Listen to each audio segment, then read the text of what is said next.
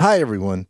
We're going to be taking a couple months off as we prepare for our upcoming season. Enjoy this episode nugget from our archives and visit our website for the full story. You can also join us on Patreon for exclusive content not found in our regular podcast feed.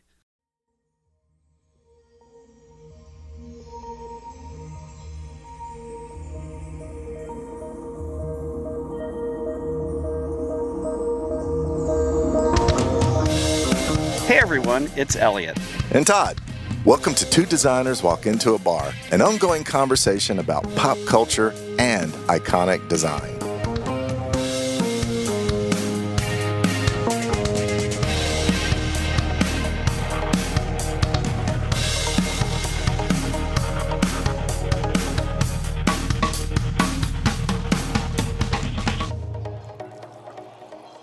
Elliot, I'm excited about an important anniversary this week. Oh yeah? Is this the week you started your Crystal Gnome collection? No. I didn't write down which week that was, but I'm thinking about back in 1973 when Kiss played their first concert at the Popcorn Club in Queens. Hoo boy, you love Kiss. I do. I'm part of the Kiss Army, and all this talk about them reminds me of our 1976 episode where we talk about the artwork for their landmark album, Rock and Roll Over. Oh, I remember that. Okay, now I'm excited too. Let's listen. All right, here we go.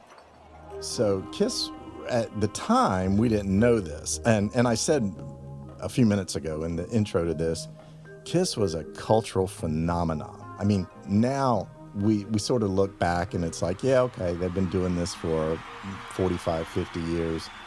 In 1976, nobody bigger on the planet. Mm-hmm. Nobody bigger. They were coming off of probably their two most popular records that put them out on the world stage. This was the next one. It's not my favorite Kiss record by any stretch, but it certainly had the appearance of being this kind of monolithic thing, like a star would. This, though, was like a flaming wheel. So, they were known for their stage shows, fire and explosions and bombs and things like that. And so this sort of fit that, but it also had that Coney Island vibe to it that went along with this sort of traveling circus of knights in Satan's service, as the rumor was. So the thing, though, that I was trying to get across here is the band was really falling apart internally, which they would hang on for a few more records, but at the time they were really falling apart. A lot of conflict inside the band. So the beauty of this particular design was there were no people on top. Like, there were four members. The band was completely designed from the beginning to be four personalities that everyone knew their name. And here was the case where you've got all four that could be showcased at any time because the album worked as a circle.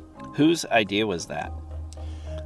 It was Michael Durrett's, because the band gave him zero direction when it came to doing this. So they were a client. They said, I think it went something like this. Okay, I'm going to do my impersonation here. Oh, so Michael, we want you to do something that we can sell, like pat yourself, okay?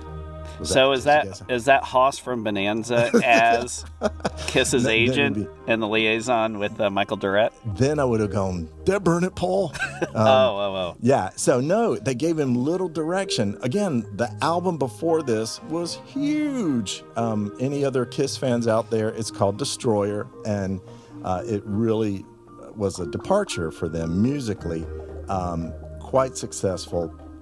So this one was a major follow-up. It didn't hit the same levels of sales, but it certainly sold out quickly. Now, here's the kind of cool thing, though. Michael Durrett is he grew up in the Coney Island area, near Coney Island. So he was certainly influenced by those banners and signage and flaming wheels of death and amusement park stuff.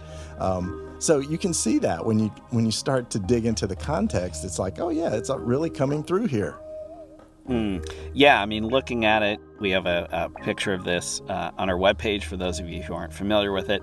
But yeah, like the KISS logo has like lightning tails coming out of it. The circle that you mentioned is kind of like a saw blade, Wasn't right? Wasn't that your dancer name back in college, Lightning Tails? Lightning Tails. Yeah. Well, that was our dance troupe. That was like all of us together. Yeah, it was pre-river dance, but we held our own. Yeah, good. Yeah, cool hand lettering. To your point, like multiple colors, like these pops of primary color against like black and black background and things like this. Yeah, it's probably the best.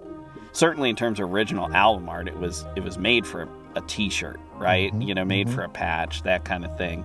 And yeah, your eye, to return to something you said a minute ago, your eye just travels around it. Like there are all these visual cues that for those of you listening to this on your phone and looking at this 1 inch by 1 inch postage stamp and wondering what an album cover is, it was like this 12-inch square, whatever, poster, right? And you'd get it, and of course you'd put the album on and you would listen to it. And yeah, I can only imagine like turning this thing in your hands as you're like, listening to this album for the first time. Super cool. Did they ever use this graphic like in concert? Was it ever like part of their stage craft or anything like that? Yeah, it sort of was. Not exactly, which is interesting because I was going to ask you a question that I'm getting ready to answer that you would probably ask me first, which is, why was this so influential to you, Todd? And that's because this particular album came out November 11th, 1976. So near the end, this was their second album in a year, which is crazy. It just so happened my very first concert was November 27th of 1976.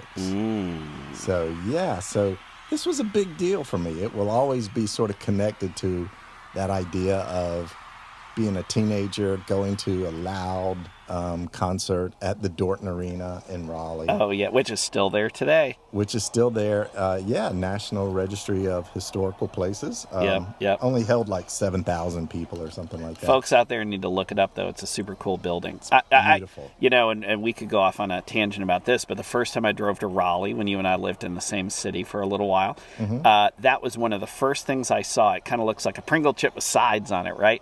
And I remember it with glass sides, and I remember looking at it and thinking, what is that? Like, that just was super cool to me, but that's another story for another day. Thanks for listening.